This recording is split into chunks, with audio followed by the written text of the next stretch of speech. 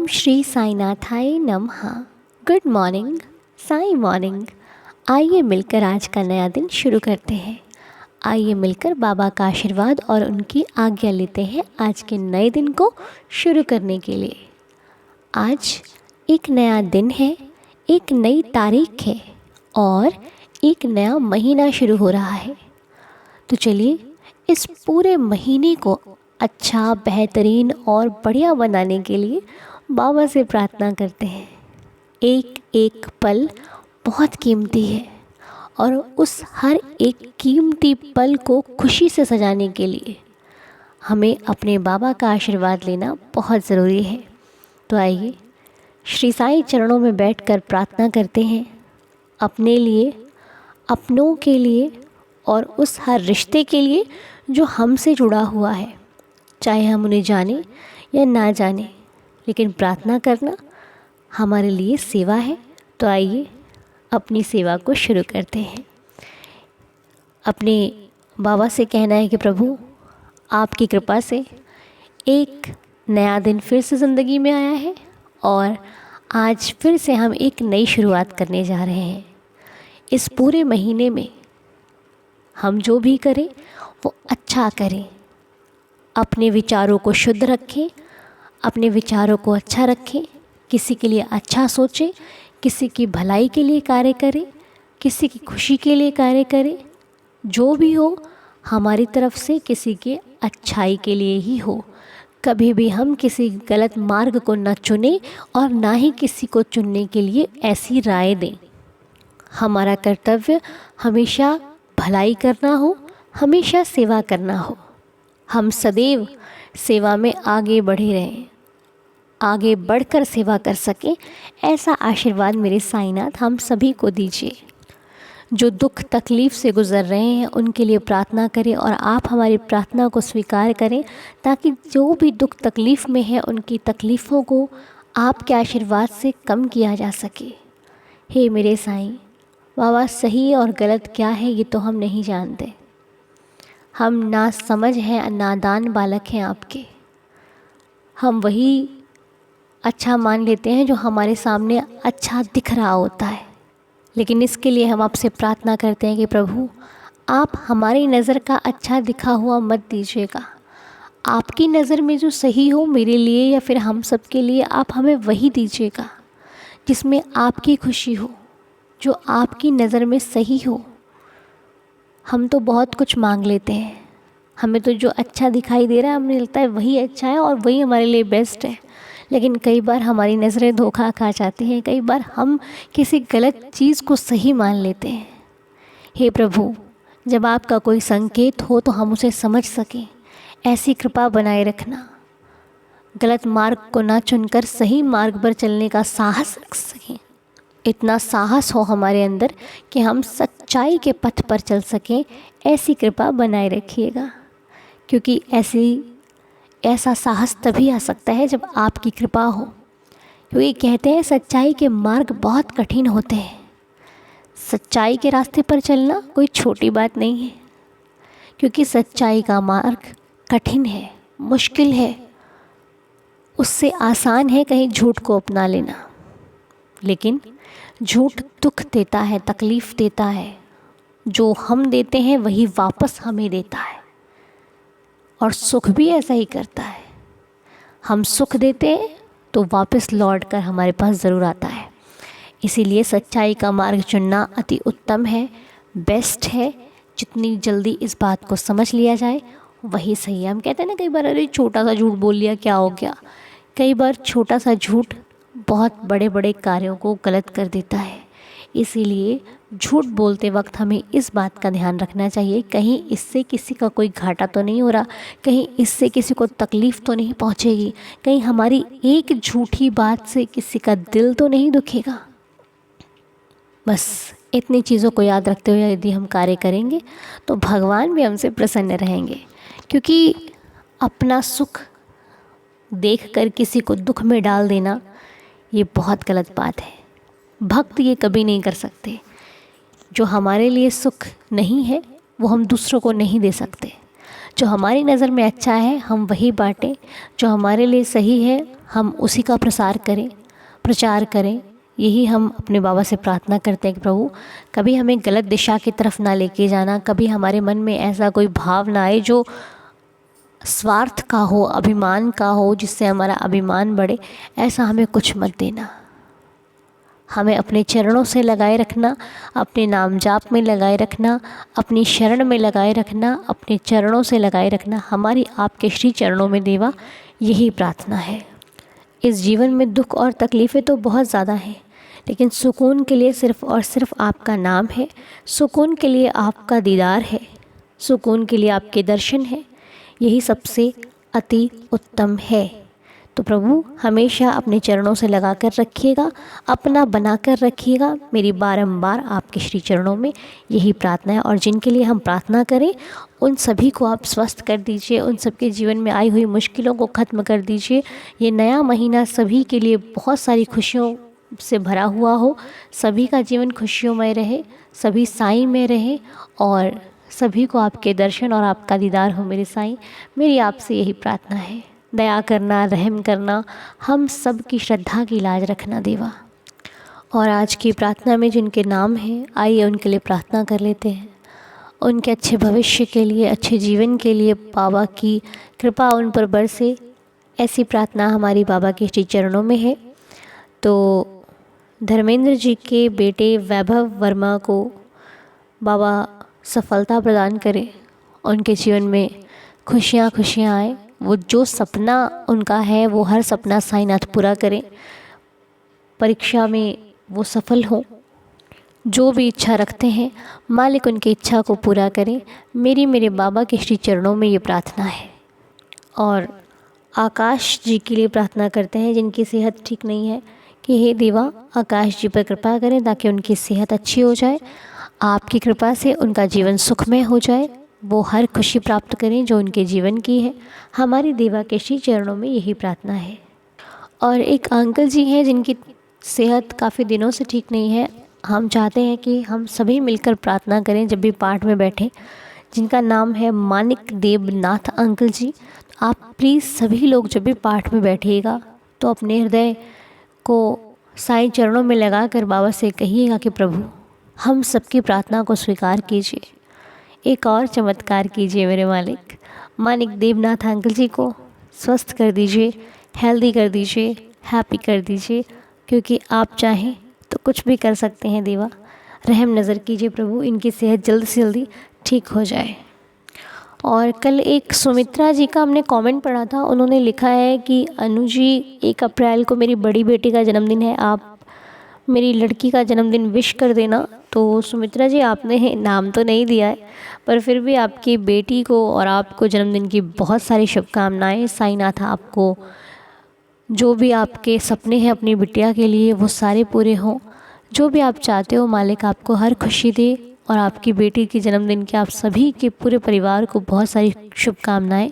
साईनाथ उसको खुश रखें, हेल्दी रखें, हैप्पी रखें, उसके जीवन का हर एक सपना पूरा हो, हर इच्छा पूरी हो। हम बाबा के श्री चरणों में यही प्रार्थना करते हैं कि अपने जीवन में सफल बने। कविता दत्ता जी के बेटे का जन्मदिन है जिनका नाम संजय दत्ता है। कविता जी आपको बहुत सारी शुभकामनाएं संजय दत्ता के जन्मदिन की। और संजय को भी मालिक खुश रखें, हेल्दी रखें, हैप्पी रखें, उनका जीवन खुशियों से भरपूर बना रहे। लाइफ में जो भी चाहते हैं साईनाथ उनको सब कुछ दे, हर एक विश पूरी हो, हर इच्छा पूरी हो, हर मनोकामना पूरी हो। लाइफ में हर एक दिन सफलता की ओर लेके जाए उनको। हमारे श्री साईं चरणों में यही प्रार्थना है। तो एक मैसेज और पढ़ा था हमने साथी कुंदू जी का, जिनका 23 मार्च को जन्मदिन था, हम उन्हें विश नहीं कर पाए थे। तो साथी कुंदू जी आपको जन्मदिन की बहुत सारी शुभकामनाएं। साईनाथ आपको खुश रखें, हेल्दी और हैप्पी रखें, स्वस्थ रखें, मस्त रखें, आपका जीवन खुशियों से भरपूर बना रहे। जो भी चाहते हो लाइफ में आपको सब कुछ मिले, हर सपना पूरा हो, हर विश पूरी हो। हम श्री साईं चरणों में आपके लिए यही प्रार्थना करते हैं। और जिनका भी जन्मदिन है सभी को जन्मदिन की बहुत सारी शुभकामनाएं। सभी हेल्दी और हैप्पी रहें, सभी का जीवन सुखमय बना रहे, बाबा की कृपा आशीर्वाद सभी पर बना रहे। हम बाबा के श्री चरणों में ये प्रार्थना करते हैं। और आप सभी मेरे साथ मिलकर प्रार्थना करना, थोड़ा सा वक्त निकाल कर सभी के लिए प्रार्थना करना। आपकी एक प्रार्थना किसी का यदि जीवन बदल सकती है तो करने में सबसे पहले हम हैं, है ना। हमें सबसे पहले रहना चाहिए कि क्या सेवा है प्रभु, आप हमने जो हम आपके आशीर्वाद से कर सकते हैं वो सेवा हमें ज़रूर दीजिएगा। तो चलिए अब बारी है आज की लीला को सुनने की। आइए मिलकर साईं लीला का आनंद लेते हैं जो कि भक्त के द्वारा बताई जा रही है। आइए मिलकर सुन लेते हैं। जय साई राम साईं दीदार चैनल। जय साई राम अन्नू जी। मैं अरुंधति हूँ और मैं इंडिया से बाहर रहती हूँ। और मैं अपना सबको मेरी हार्दिक शुभकामनाएं भेजना चाहती हूँ। और एक बाबा साईं का लीला मैं शेयर करना चाहती हूँ आप सब से। 2021 सितंबर की बात है। मेरी बेटी ऑस्ट्रेलिया में फाइनल मेडिकल ईयर एग्ज़ाम लिख रही थी। वो बहुत स्ट्रेस थी क्योंकि उसके पास कोई ब्रेक नहीं था। 2.5 years तक वो घर नहीं आ पाई और हम लोग भी नहीं जा पाए उसके पास। तो बहुत टफ टाइम था, बहुत नर्वस थी और एग्ज़ाम के टाइम उसको हेल्थ अफेक्ट हो गया था। और हम लोग बहुत ज़्यादा परेशान थे क्योंकि हम लोग उसके पास जा नहीं सकते थे। बस और कोई कुछ करने का था नहीं। बाबा जी से सिर्फ प्रे कर रही थी कि बाबा जी ये ये जो एग्ज़ाम है, इतना बड़ा प्रॉब्लम है, इसको आप संभाल लेना। और आखिर में बाबा जी को मैं ये बोलने लगी, बाबा जी आप जो दोगे वही हमारे लिए सिरोधार्य होगा। तो फिर वो एग्ज़ाम लिखने लगी और हम चांट करने लगे। ऑलवेज़ फ्रॉम सितंबर ऑनवर्ड्स मैं उसके हर एग्ज़ाम के टाइम 1-2-3 घंटा चांट करती थी। और लास्ट डे जब उसका एग्ज़ाम रहा तो उस दिन थर्सडे था। तो मैं एक ग्लोबल महापरायण की मेंबर हूँ और उस दिन मुझे चैप्टर 29 मिला। मैं चैप्टर 29 पढ़ने लगी और वहाँ एक तेंदुलकर फैमिली का स्टोरी आया जो जिसमें बाबू तेंदुलकर जो घर का बेटा था वो मेडिकल एंट्रेंस एग्ज़ाम दे रहा था और वो भी बहुत परेशान था क्योंकि एस्ट्रोलॉजर्स ने उसको बोला था कि तुम्हारा ग्रह दिखा रहा है कि तुम इस बार पास नहीं कर पाओगे। तो इतना ज़्यादा टेंशन में था। उनके जो माताजी थे सावित्रीबाई तेंदुलकर, वो बाबा जी के पास गए और बाबा जी के पास जा कर के बाबा जी को कही कि हमारे बेटे का बहुत बुरा हाल है और वो बहुत नर्वस है, एग्ज़ाम नहीं लिखना चाहती है। तो बाबा जी कहे कोई चिंता नहीं करो, मैं रहा हूँ, तुम उसको बोलो शांति से एग्ज़ाम देने के लिए। और उसने बाबा जी का बात मान के एग्ज़ाम देने गया और वो बहुत अच्छे से पास हो गया। तो मैं पढ़ी इसको और मैं सोची कि ये कोइंसिडेंस है। फिर एग्ज़ाम ख़त्म हो गया और बस हम लोग रिज़ल्ट के लिए वेट करने लगे और बहुत डरे हुए थे। हम लोग सब बहुत डरे हुए थे कि क्या आएगा, क्या नहीं होगा, कुछ पता नहीं चल रहा था।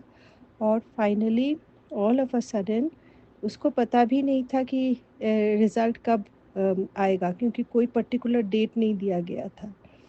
तो वो भी एक थर्सडे था, इवनिंग का टाइम था हमारे यहाँ और करीब-करीब रात के 11:30 बजे मैं अपना काम निपटा करके सोने के लिए जा रही थी। उसने फ़ोन किया और सारे हमारे फैमिली मेंबर्स को वाया वीडियो कॉन्फ्रेंसिंग से वो मेरी बेटी हम लोगों को बताई कि वो एग्ज़ाम में पास कर गई। मैं तो थोड़ी देर के लिए बिल्कुल एकदम सुन्न हो गई। उसके बाद मुझे रियलाइज़ेशन हुआ कि मेरे 3-4 वीक का जो टेंशन था वो एक एक मिनट में, एक सेकंड में स्विच जैसे ऑफ हो गया एकदम। और मैं आज तक एवरी डे मैं बाबा जी का शुक्रिया अदा करती हूँ, एवरी डे, कि वो दिन उन्होंने हमें दिखाया था।